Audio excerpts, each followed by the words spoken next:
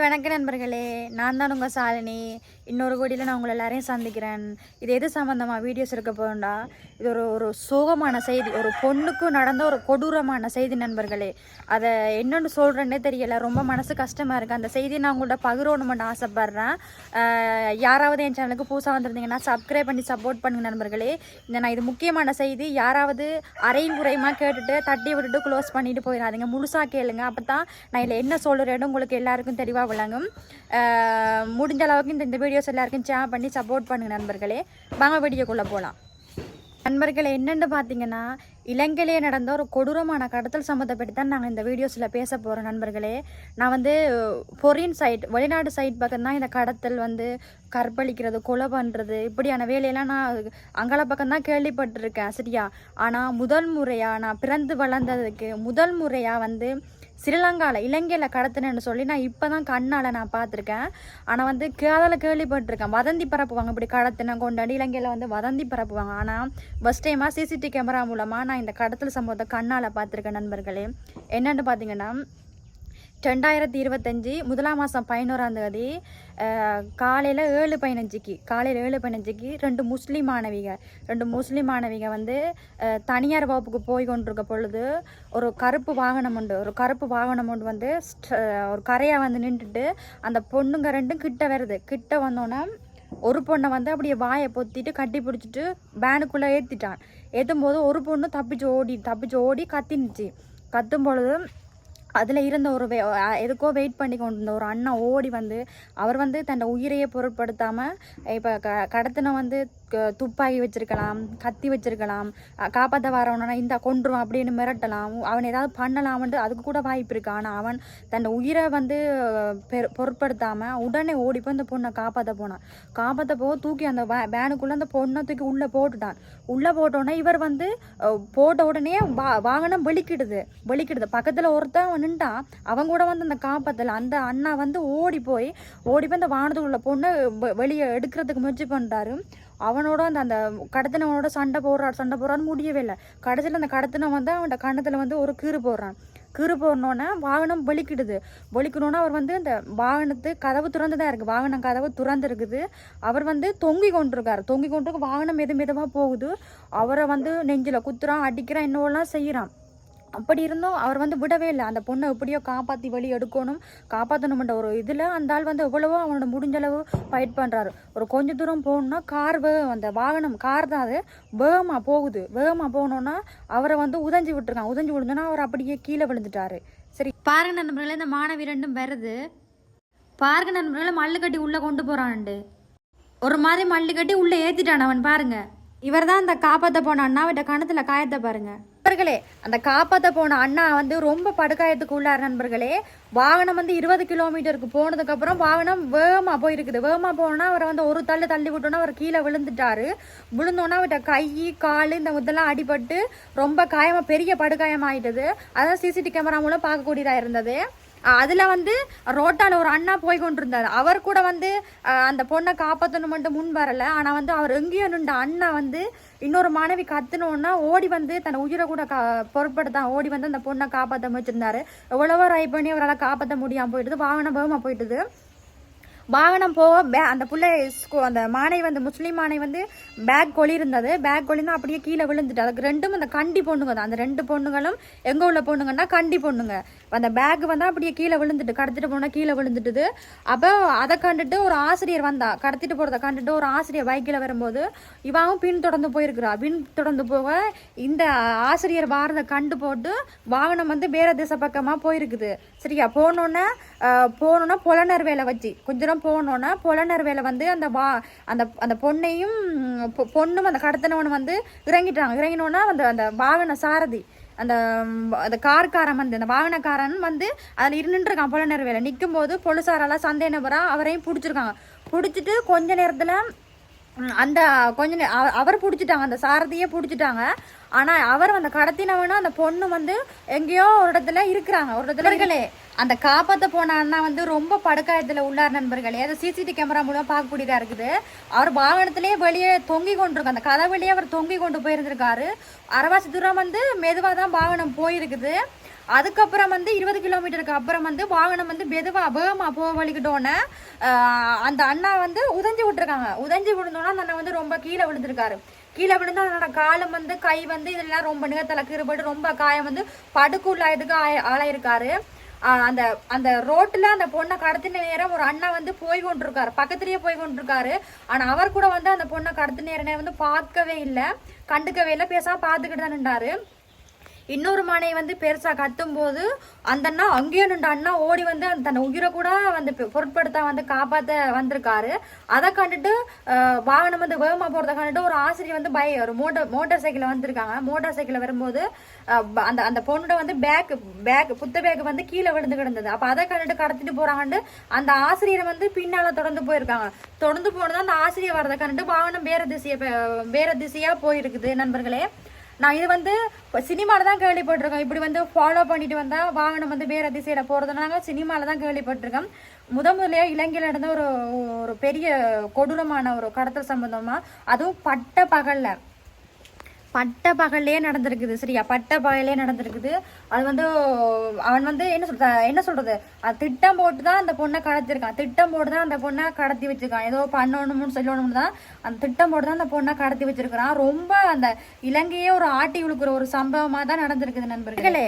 அந்த கடத்திட்டு போன வாகனம் வந்து புலனறுவையில நின்று இருக்குது நண்பர்களே. புலனறுவையில நிற்கும் போது அந்த கடத்திட்டு போன மாணவியும் அந்த கடத்தினவன் வந்து வாகனத்தை விட்டு இறங்கியிருக்காங்க. இறங்கினோடனே அந்த வாகனம் ஓடின சாரதி வந்து புலனறுவையில வாகனத்துக்குள்ளே இருந்தோன்னு அந்த சிசிடிவி கேமரால பார்த்துருந்தானே அந்த கருத்த வாகனம், அதுல நம்பர் பிளேட் எல்லாம் இருக்குது.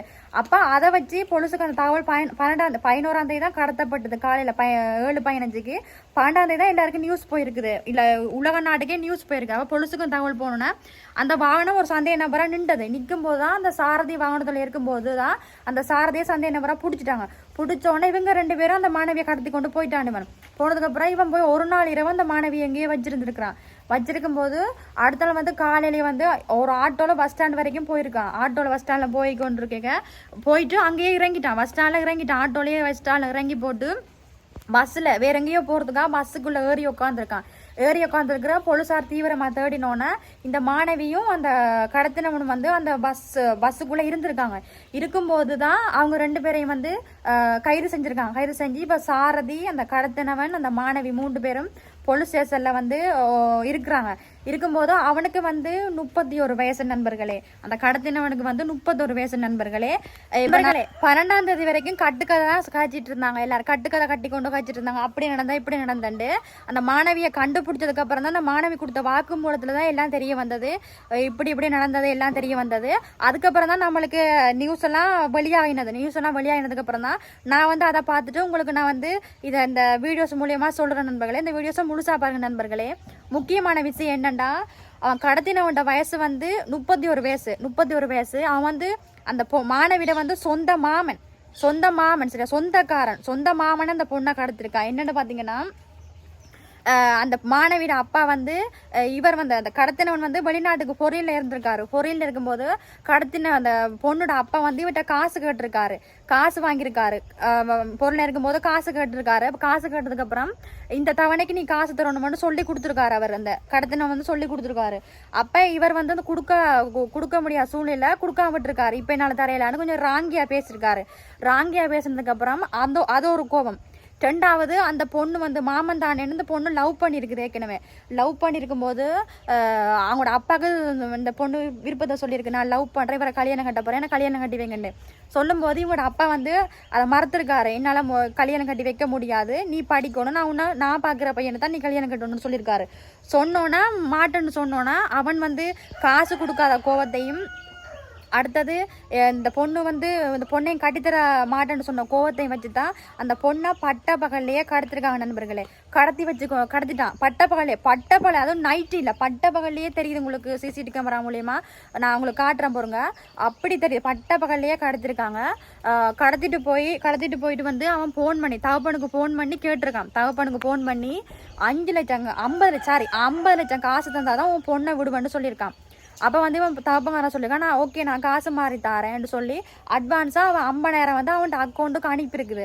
அக்கௌண்ட்டுக்கு அனுப்பினோடனே 50 லட்சம் கேட்டவன் வந்து கொஞ்சம் பாவத்தை பார்த்துட்டு கொஞ்சம் 30 லட்சம் குறைச்சிருக்கான். 20 அவன் கடத்திட்டு போய் குறைவா எதுவும் காசு கேட்கல. அவன் 50 லட்சம் காசு கேட்டிருக்கான். 50 லட்சம் காசு கேட்டிருக்கான். பேருந்து 30 லட்சம் குறைச்சிருக்கான்னு சொல்லுறாங்க. 50,000 காசு வந்து தகப்பன் பாவம் தன்னிட இருந்த காசு 50,000 அட்வான்ஸா அவனுக்கு அனுப்பியிருக்காரு. என் பொண்ணை எதுவுமே பண்ணிடாத, நான் 50,000 அட்வான்ஸா அனுப்பியிருக்கேன், நீ கேட்ட 50 லட்சம் நான் உனக்கு அனுப்புறேன்னு சொல்லியிருக்காரு. அப்ப அவர் கதைக்கும் போது அந்த போன் நம்பர் ரெக்கார்டெல்லாம் ரெக்கார்ட் பண்ணி வச்சிருக்காரு. அந்த தகப்பங்கார ரெக்கார்ட் பண்ணி வச்சிருந்திருக்காரு. அப்ப அந்த ரெக்கார்டை கொண்ட பொலிசுல கொடுக்கும் போதுதான் அதை வச்சு ரேஸ் பண்ணி பார்க்கும் போதுதான் இவன் வந்து ஒரு பஸ்ஸுக்குள்ள இருக்கிறதா தகவல் வந்தது. அதுக்கப்புறம் தான் அந்த சாரதி ஏற்கனவே பிடிச்சிட்டாங்க தானே, பிடிச்சிட்டாங்க.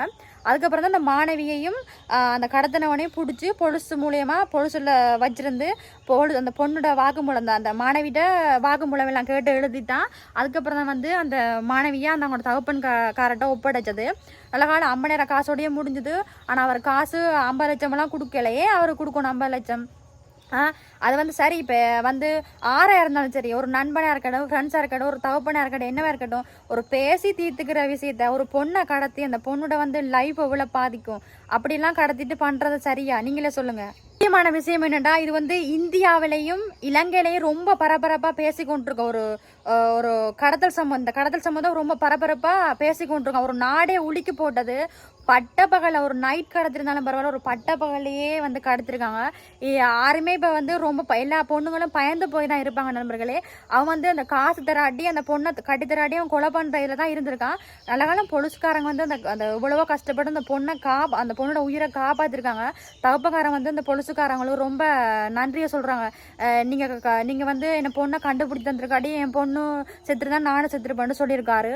முக்கியமான இன்னொரு காரணம் என்னென்னா, அந்த காப்பாற்ற போனாரு அவருக்கு ரொம்ப காயம், ரொம்ப பேட்டி எடுத்திருக்காங்க. நான் பேட்டியில் பார்த்தேன்னா அவருக்கு ரொம்ப கையில் காலையெல்லாம் ரொம்ப காயப்பட்டிருக்குது. அவர் சொல்கிறாரு, எனக்கும் ஒரு தங்கச்சி இருக்குது, நான் இப்படிலாம் நடக்கும்போது நான் பார்த்து கொண்டு இருக்க மாட்டேன், எனக்கு என் உயிர் முக்கியமெல்லாம் அந்த பொண்ணை வந்து என்னால் நான் இவ்வளவோ ரைப் பண்ணேன், என்னால் காப்பாற்ற முடியாமல் போயிடுது, அதுதான் எனக்கு ரொம்ப கஷ்டமாக இருக்குன்னு வந்து அவர் சொல்லி ரொம்ப ஃபீல் பண்ணுறதை நான் பார்த்தேன் நண்பர்களே.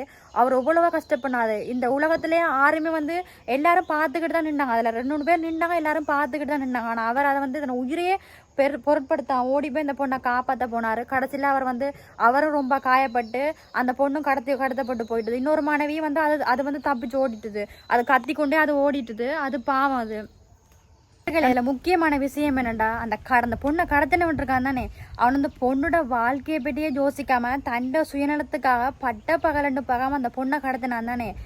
அவன் வந்து கடத்தினதுக்கு எதுவாக வேணா காரணம் இருக்கட்டும், வந்து குடும்ப பிரச்சனையாக இருக்கட்டும், இல்லாட்டி வந்து திருமணம் செய்யறதுக்கு ஆசைப்பட்டு கடத்தினதாக இருக்கட்டும், எதுவாக வேணா இருக்கட்டும், அவனுக்கு துணிச்சல் வந்தாலும் அந்த பொண்ணை கடத்தினான். இன்னொரு தடவை அந்த துணிச்சல் வரக்கூடாதுன்னு சொன்னால் இவனுக்கு இல்லை எவனுக்குமே வரக்கூடாண்டா. இவனுக்கு நீதிமன்றத்தால் கொடுக்குற தன்னை வந்து பயங்கரமாக கொடூரமாக இருக்கணும் நண்பர்களே. ஏன் சொல்கிறேன்னு பார்த்தீங்கன்னா, இது வந்து நாங்கள் பொறின் பக்கம் தான் கேள்விப்பட்டிருக்கோம். இலங்கையில் வந்து நான் இப்படி கேள்விப்பட்டதே இல்லை, இனியும் இப்படி கேள்விப்படக்கூடாது. இலங்கையில் இப்படி ஒரு சம்பவம் நடக்கவே கூடாது. ஆரம்பத்துலேயே வந்து மொழியை கிள்ளி போடுற மாதிரி இதை கிள்ளி போட்டுறணும். இவனை கொடுக்குறதுன்னா எவனுக்குமே துணிச்சல் வந்து இப்படி இந்த பொண்ணுகளை கடத்துகிற வேலை வச்சிருக்க கூடாதுண்டா. ஏண்டா நிறைய பெத்த தாய் தப்பம் வந்து பொண்ணுங்களை வந்து நம்பி தான் வந்து அனுப்புவாங்க. ஒரு ஸ்கூலோ சரி, கிளாஸுக்கோ சரி, இல்லை வேறு எங்கேயுமோ சரி நம்பி அனுப்புவாங்க. அந்த டைமை பயன்படுத்தி நீங்கள் கடத்திட்டு போகிற அளவு கடத்திட்டு போய் இப்படி பண்ணும்போது அந்த பெத்த தாய்க்கு எவ்வளோ மனசு கஷ்டமாக இருக்கும், எவ்வளோ வலிக்கும். இதே உங்களோட வீட்டில் குடும்பத்தை கொஞ்சம் யோசிச்சு பார்க்குறீங்களா? கடத்திட்டு போயிட்டு என்ன வேணால் நீங்கள் வந்துட்டு ஃபோனில் காசு கேட்குறீங்க, அது கேட்குறீங்க, இது கேட்குறீங்க. ஒருவேளை அந்த பொண்ணு உயிர் போனால் திரும்ப வருமா? அதனால் நீங்கள் இப்படி செய்யக்கூடாது. ஆனால் இவனுக்கு கொடுக்குற தன்னை வந்து பெரும் தண்டனையாக இருக்கணும். என்னுடைய தனிப்பட்ட வேண்டுகோள் இதான், என்னோட தனிப்பட்ட வேண்டுகோள். இனிமேல் இவனுக்குமே வரக்கூடாது. எனக்கே இதை கேள்விப்படனா கொஞ்சம் என்ன சொல்கிறது, பயங்கரமாக தான் இருந்துச்சு. இப்படி அதை பார்த்தோன்னே அந்த பொண்ணு எவ்வளோ அந்த கடத்திட்டு போகும்போது எவ்வளோ யோசிச்சுருக்கும், நான் சாக போகிறனோ, இல்லை நான் உயிரோடு இருப்போனோ, நான் செத்துருவனோ அப்படின்னு எவ்வளோ யோசிச்சு தன்னை உயிரை கையில் பிடிச்சி கொண்டு போயிருக்கும். அவள் அதெல்லாம் யோசிக்காமல் தன்னோட சுயநலத்துக்காக வந்து ஆசைப்பட்டு கடத்திட்டு போனானே.